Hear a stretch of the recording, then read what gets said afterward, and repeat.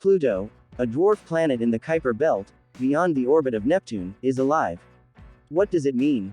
Does Pluto has any volcanic activities, or are there any strong magnetic fields surrounding Pluto? Moreover, why did IAU classified Pluto as a dwarf planet? Let's see what things makes scientists to claim Pluto as a dwarf planet. The former ninth planet, now considered a dwarf planet, has a moderately eccentric and inclined orbit. It is smaller than Earth's moon and has a diameter of about 2,380 kilometers, orbits about 5.8 billion kilometers, away from the Sun, roughly 40 times farther than Earth's orbit. As a result, light from the Sun takes 5.5 hours to reach Pluto at its average distance. But, Pluto periodically comes closer to the Sun than Neptune. For 20 years of its 248-year journey around the Sun, Pluto actually moves inside Neptune's orbit. Still, a stable orbital resonance with Neptune prevents them from colliding. In computer simulations they found that Neptune, unsurprisingly, has the greatest influence on Pluto's azimuthal libration, a consequence of the two planets' 3:2 orbital resonance, which dictates that for every 3 times Neptune orbits the Sun, Pluto orbits exactly twice. However, the simulations suggest that Neptune does not greatly influence Pluto's latitudinal libration. Throw the gravity of Uranus into the mix, and things take a downturn. Uranus acts to destabilize both the azimuthal and latitudinal constraints. If Pluto's orbit were a consequence of the effects of just these two planets, it would have become unstable after just tens or hundreds of millions of years, resulting in Pluto either colliding with Neptune, or more likely, being ejected out of the solar system entirely. It's Jupiter, and to a lesser degree Saturn, that come to Pluto's rescue. Despite being farther from Pluto than Neptune and Uranus, their gravity is so great that they can still dominate. Jupiter alone provides sufficient gravitational influence to keep Pluto's orbit stable for at least 5 billion years, the length of time that the simulations ran for. Pluto is now classified as a dwarf planet because, while it is large enough to have become spherical, it is not big enough to exert its orbital dominance and clear the neighborhood surrounding its orbit, making it to lose its planetary property.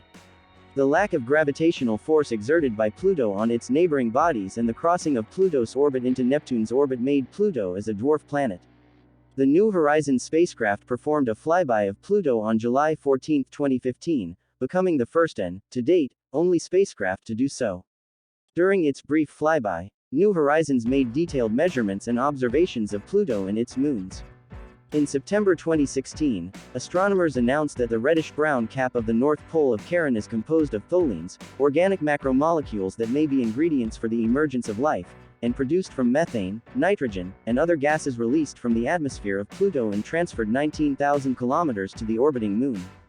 Pluto has a tenuous atmosphere consisting of nitrogen N2, methane CH4, and carbon monoxide CO, which are in equilibrium with their ices in Pluto's surface.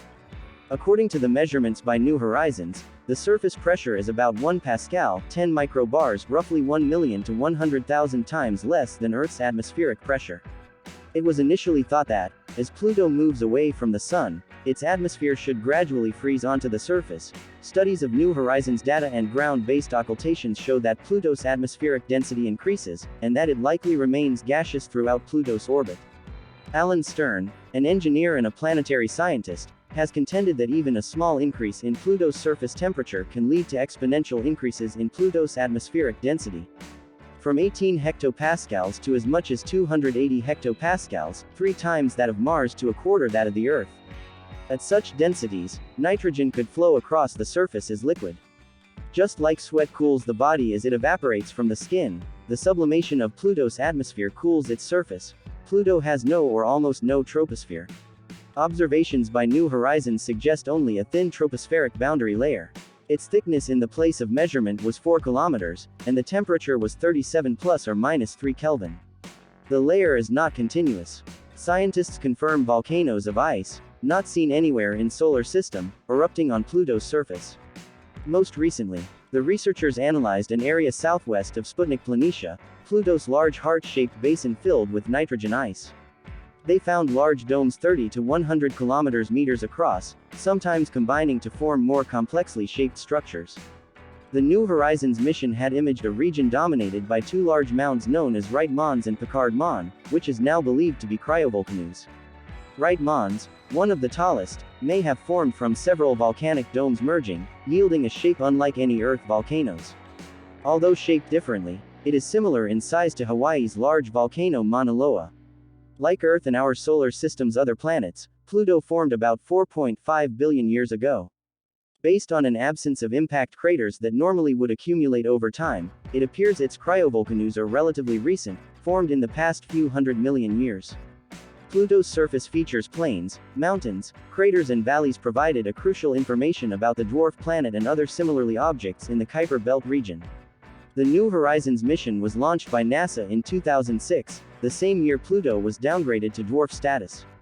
It remains the sole spacecraft to explore Pluto and its moons after it reached the icy planet in 2015.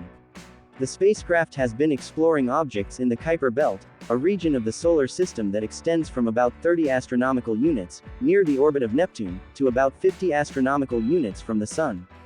Though we have seen only about Pluto's surface features, atmospheric and geological activities, Pluto's origin and its moon's role on Pluto will be seen in the next part.